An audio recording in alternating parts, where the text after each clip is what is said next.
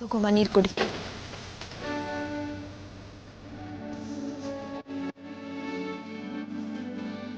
ಈಗ ಮಲ್ಕೋಬೇಕು. ಬಾ ಮಲ್ಕೋ.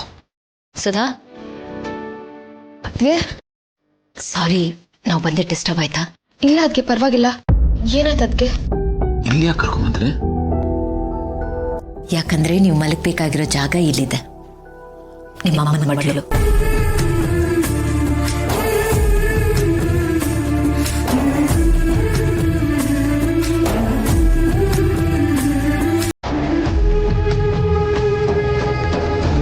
ಅಮ್ಮನ ಮಡ್ಲೆ ಅಲ್ವಾ ನಿಮ್ಮ ಬಾಲಕ ತೊಡಗಳು.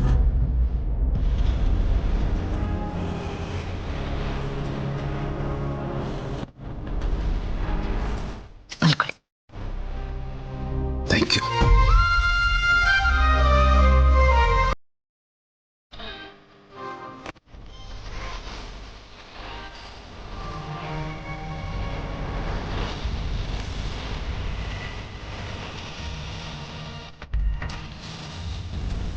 ಇಷ್ಟು ವರ್ಷ ಆಗಿತ್ತಮ್ಮ ನಿನ್ನ ಮಡ್ಲಲ್ಲಿ ಮಲ್ಕೊಂಡು.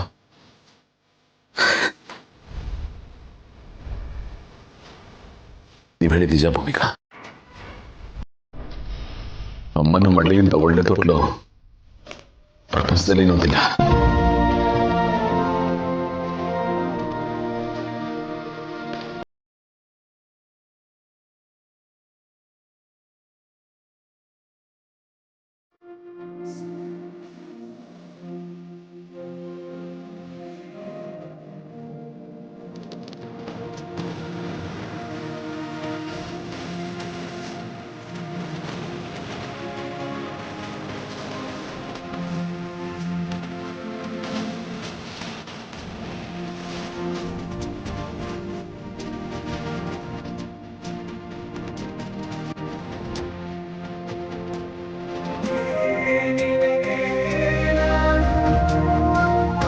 ನೋಡಿ ಅದಕ್ಕೆ ಅಣ್ಣ ಎಷ್ಟು ಸಂತೋಷವಾಗಿದ್ದಾನೆ.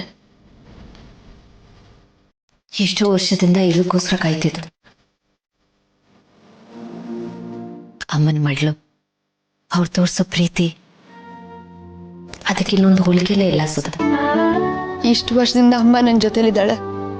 ಆದರೆ ಅಣ್ಣನ ಹೀಗೆ ನೋಡಿದ್ಮೇಲೆ ನಾನೇ ಪುಣ್ಯವಂತ ಅಂತ ಅನಿಸ್ತಿದೆ. ಕಳ್ದೋದ ಖುಷಿ ಮತ್ತೆ ಅವ್ರಿಗೆ ಸಿಕ್ತಲ್ಲ, ನನಗದೇ ಸಂತೋಷ.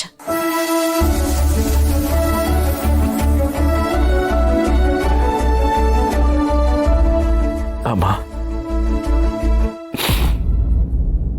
ನನಗಿನ್ನೊಂದು ಆಸೆ ಇತ್ತು.